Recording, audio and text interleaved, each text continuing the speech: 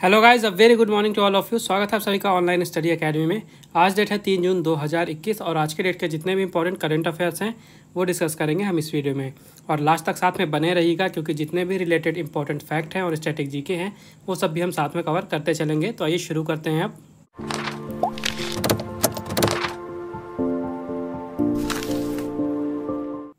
तो आज का पहला क्वेश्चन है, where has the 74th session of world health assembly held recently. हाल ही में विश्व स्वास्थ्य सभा का 74वां सत्र कहाँ आयोजित हुआ है? तो हाल ही में स्विट्जरलैंड के जिनीवा में आयोजित हुआ था 74वां सत्र विश्व स्वास्थ्य सभा का, यानी कि वर्ल्ड हेल्थ असेंबली का। याद रखेगा, स्विट्जरलैंड के जिनीवा में। तो इसके लिए थीम रखी गई थी ending this pandemic, preventing the next, building together a healthier, safe and fairer world. Theme भी आपको याद रखनी है। और ये जो असेंबली है ये वर्ल्ड हेल्थ ऑर्गेनाइजेशन यानी कि विश्व स्वास्थ्य संगठन के द्वारा ऑर्गेनाइज कराई जाती है। और इस साल ये पेंडेमिक के कारण पूरी तरह से वर्चुअली ऑर्गेनाइज कराई गई थी। इसके अलावा जो 74th वर्ल्ड हेल्थ असेंबली हुई, इसके लिए प्रेसिडेंट के रूप में भूटान की हेल्थ मिनिस्टर मिसेस डीचेन वेंगमो को भी चुना गया था। ठीक है, याद रखिएगा, भूटान की हेल्थ मिनिस्टर है मिसेस डीचेन वेंगमो। इनको 74वीं विश्व स्वास्थ्य सभा का अध्यक्ष यानी कि प्रेसिडेंट चुना गया है। तो वर्ल्ड हेल्थ ऑर्गेनाइजेशन की बात कर लेते हैं। इसकी स्थापना हुई थी 1948 में। हेडक्वार्टर है जिनीवा स्विट्जरलैंड में और डायरेक्टर जनरल हैं टेड्रोस अधानम। अगला क्वेश्चन है, which Indian has won the WHO director general special recognition award. किस भारतीय ने WHO महानिदेशक विशेष मान्यता पुरस्कार जीता है? तो यहाँ पे जो WHO है इसका मतलब भी वर्ल्ड हेल्थ ऑर्गेनाइजेशन ही है। तो अभी हाल ही में भारत के स्वास्थ्य मंत्री हर्षवर्धन जी ने जीता है WHO महानिदेशक विशेष मान्यता पुरस्कार, यानी कि World Health Organization director general special recognition award. तो मैंने आपको बताया था अभी कल ही के वीडियो में कि 31 मई को मनाया जाता है वर्ल्ड नो टोबैको डे, और उसी के उपलक्ष्य में वर्ल्ड हेल्थ ऑर्गेनाइजेशन के द्वारा ये अवार्ड दिया गया है हर्षवर्धन जी को। और ये अवार्ड दिया क्यों गया है? तो इन्हें ये अवार्ड दिया गया है क्योंकि इन्होंने ई सिगरेट्स और जो हीटेड टोबैको प्रोडक्ट्स हैं इनको बैन किया है भारत में, इसी के लिए इन्हें ये अवार्ड दिया गया है। इसके अलावा भारत के ही 2 स्टेट्स को WHO के द्वारा नो टोबैको डे के अवार्ड भी दिए गए हैं साउथ ईस्ट रीजन के। पहला है Madhya Pradesh voluntary health association और दूसरा है Uttar Pradesh tobacco control cell. तो इन 2 स्टेट्स को भी अवार्ड दिए गए हैं। और WHO के बारे में पिछले क्वेश्चन में मैंने आपको बता दिया है। अगला क्वेश्चन देखते हैं, which cooperative society has introduced world's first nano urea for farmers. किस सहकारी समिति ने किसानों के लिए दुनिया का पहला नैनो यूरिया पेश किया है? तो अभी हाल ही में इफ़को का फुल फॉर्म होता है Indian Farmers Fertiliser Cooperative Limited. इन्होंने इंट्रोड्यूस किया है विश्व का पहला नैनो यूरिया भारत के फार्मर्स के लिए।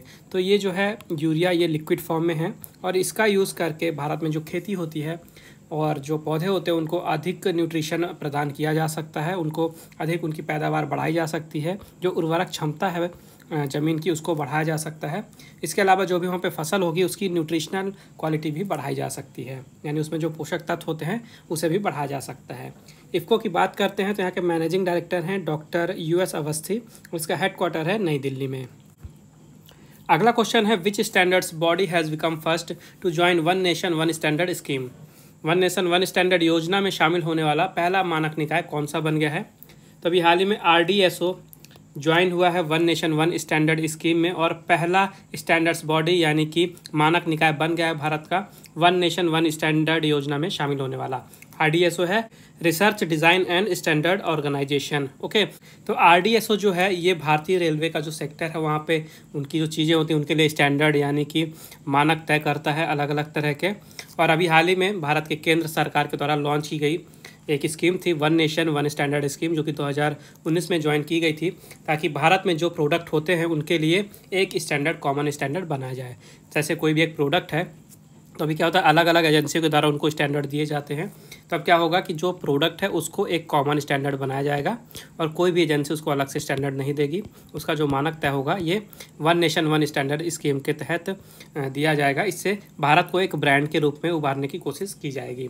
तो इसी स्कीम में ज्वाइन करने वाला पहला मानक निकाय बन गया है Research Design and Standards Organisation. इसका हेडक्वार्टर है लखनऊ में और स्थापना हुई थी 1921 में। अगला क्वेश्चन है, who has been appointed as the new chairman of National Human Rights Commission. राष्ट्रीय मानवाधिकार आयोग के नए अध्यक्ष के रूप में किसे नियुक्त किया गया है? तो अभी हाल ही में अरुण कुमार मिश्रा जी को नियुक्त किया गया है NHRC यानी कि नेशनल ह्यूमन राइट्स कमीशन के नए चेयरमैन यानी कि अध्यक्ष के रूप में। तो ये हैं अरुण कुमार मिश्रा जी, और नेशनल ह्यूमन राइट्स कमीशन याद रखिएगा, हिंदी में राष्ट्रीय मानवाधिकार आयोग कहा जाता है इसे, यहाँ के ये नए अध्यक्ष बने हैं। तो NHRC का जो इस्टेब्लिशमेंट है ये हुआ था 1993 में, हेडक्वार्टर है नई दिल्ली में, और चेयरमैन बन गए हैं अरुण कुमार मिश्रा।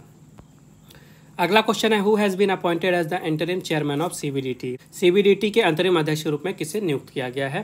तो अभी हाल ही में JB मोहपात्रा, नाम याद रखिएगा, JB मोहपात्रा जी को CBDT के अंतरिम अध्यक्ष के रूप में नियुक्त किया गया है 3 महीने के लिए। ठीक है, पूरा नाम है इनका जगन्नाथ विद्याधर मोहपात्रा, और CBDT का फुल फॉर्म है central board of direct taxes. याद रखिएगा, 3 महीने के लिए अंतरिम चेयरमैन बने हैं CBDT के JB मोहपात्रा। ये रिप्लेस कर रहे हैं प्रमोद चंद्र मोदी जी को, जो कि अभी हाल ही में रिटायर हो गए हैं। और इनका अपॉइंटमेंट मैंने आपको बताया 3 महीने, या फिर जब तक कि कोई रेगुलर चेयरमैन नहीं अपॉइंट कर दिया जाता ना, तब तक के लिए इनका जो अपॉइंटमेंट है ये किया गया है। नाम याद रखिएगा, JB मोहपात्रा। अगला क्वेश्चन है, who has been appointed as the chief secretary of West Bengal. Paschim Bengal के मुख्य सचिव के रूप में किसे नियुक्त किया गया है? तो अभी हाल ही में HK द्विवेदी यानी कि हरि कृष्णा द्विवेदी जी को पश्चिम बंगाल के मुख्य सचिव यानी कि चीफ सेक्रेटरी के रूप में नियुक्त किया गया है। तो प्रेजेंट में ये पश्चिम बंगाल के ही होम सेक्रेटरी थे, और अब इन्हें मुख्य सचिव बना दिया गया है पश्चिम बंगाल का। हरि कृष्णा द्विवेदी, नाम याद रखिएगा। वेस्ट बंगाल के चीफ मिनिस्टर है ममता बनर्जी, गवर्नर है जगदीप धनखड़, और कैपिटल है कोलकाता। और अभी मैंने आपको बताया था कुछ दिनों पहले कि पश्चिम बंगाल कैबिनेट ने वहाँ पे विधान परिषद की स्थापना को मंजूरी दे दी है। ठीक है, लेजिस्लेटिव काउंसिल की स्थापना को वहाँ पे मंजूरी मिल गई है। अगला क्वेश्चन है, what is the estimation of OECD about India GDP growth in fiscal year 22। वित्त वर्ष 22 में भारत की GDP वृद्धि के बारे में OECD का क्या अनुमान है? तो अभी हाल ही में OECD ने अपना अनुमान दिया है भारत की GDP को लेके वित्तीय वर्ष 2022 के लिए, और इनके अनुमान के हिसाब से भारत की GDP 9.9% की दर से ग्रो करेगी वित्तीय वर्ष 2022 में। याद रखिएगा, 9.9% की दर से ग्रो करेगी वित्तीय वर्ष 2022 में। तो पहले इन्होंने 12.6% का एस्टिमेशन दिया था। ठीक है, मार्च में इन्होंने एस्टिमेशन दिया था कि 12.6% की दर से GDP ऊपर उठेगी, लेकिन कोविड वापस आया, दूसरी लहर आई, इससे फिर से इकोनॉमी को लॉस हुआ, तो थोड़ा सा इसमें गिरावट की इन्होंने अपने अनुमान में, और अब 9.9% का अनुमान लगाया गया है। इसके साथ ही अगले वित्तीय वर्ष के लिए यानी वित्तीय वर्ष 2023 के लिए 8% की ग्रोथ का अनुमान भी लगाया गया है। ये डेटा भी याद रखिएगा।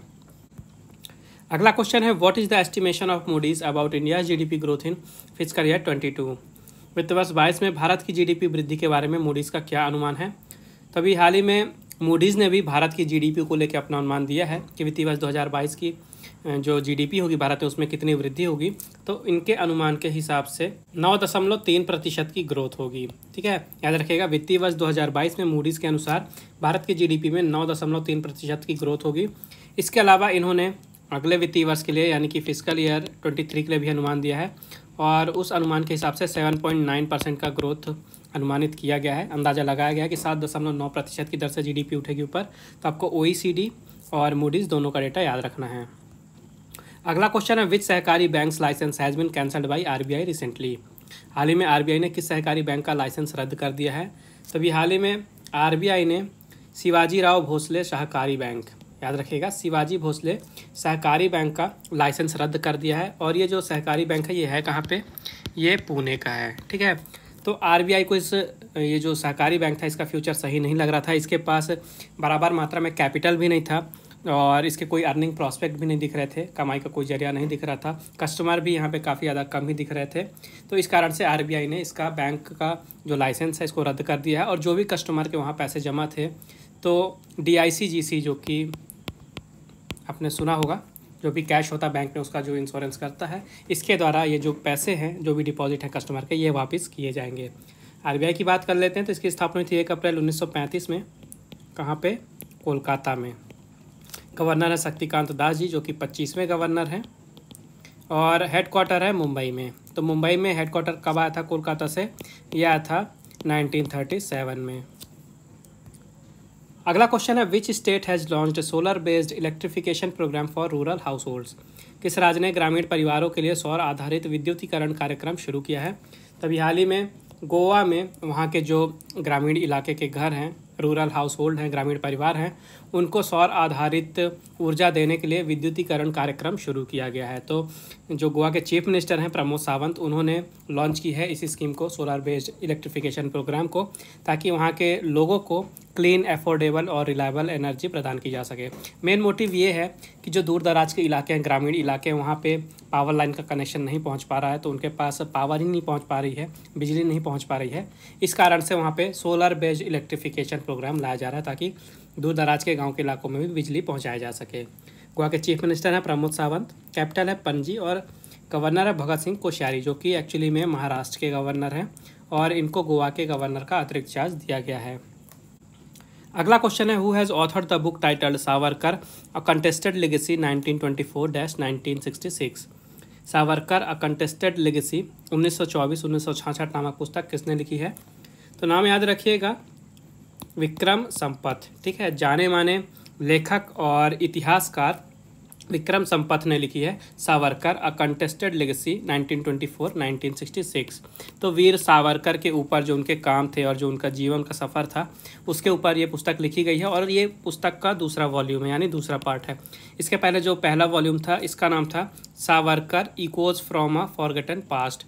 तो ये पहला वॉल्यूम था पुस्तक का, इसका भी नाम याद रखिएगा। और अभी ये दूसरा वॉल्यूम लॉन्च किया जा रहा है, सावरकर अ कंटेस्टेड लेगेसी 1924-1966। ऑथर हैं विक्रम संपत। तो अब समय आज के क्विज का। आज के क्विज का क्वेश्चन है, which bank has become first to link its e wallet with UPI network. कौन सा बैंक अपने ई वॉलेट को यूपीआई नेटवर्क से जोड़ने वाला पहला बैंक बन गया है? तो ये रहे आपके ऑप्शन। मेक श्योर आंसर जरूर दें कमेंट बॉक्स में। उसके अलावा अगर आपको कोई प्रॉब्लम है, अगर आपको कोई दिक्कत है, आपको डाउट है, या आपका कोई सजेशन है चैनल के बारे में या वीडियोज़ के बारे में, तो आप बिल्कुल मुझे कमेंट बॉक्स में बता सकते हैं। पिछले वीडियो में मैंने आपसे पूछा था, who has one the international Dublin literature award 2021। अंतर्राष्ट्रीय डबलिन साहित्य पुरस्कार 2021 किसने जीता है? तो इसका राइट आंसर है वलेरिया लुसेली। ठीक है, वलेरिया लुसेली ने जीता था अंतर्राष्ट्रीय डबलिन साहित्य पुरस्कार 2021। तो ये थे आज के important current affairs. I hope आपको इसको लगे होंगे। वीडियो पसंद आए तो वीडियो को लाइक जरूर करें, ज़्यादा से ज़्यादा शेयर करें अपने दोस्तों के साथ, और चैनल को सब्सक्राइब करना ना भूलें। नोटिफिकेशन आपको मिलती रहे, इसलिए मेक श्योर बेल आइकन जरूर दबाइएगा। और रिवीजन के लिए आपको PDF डिस्क्रिप्शन में मिल जाएगी, आप वहाँ से डाउनलोड कर सकते हैं। तो फिर मिलते हैं अगले वीडियो में, तब तक के लिए take care and thank you guys.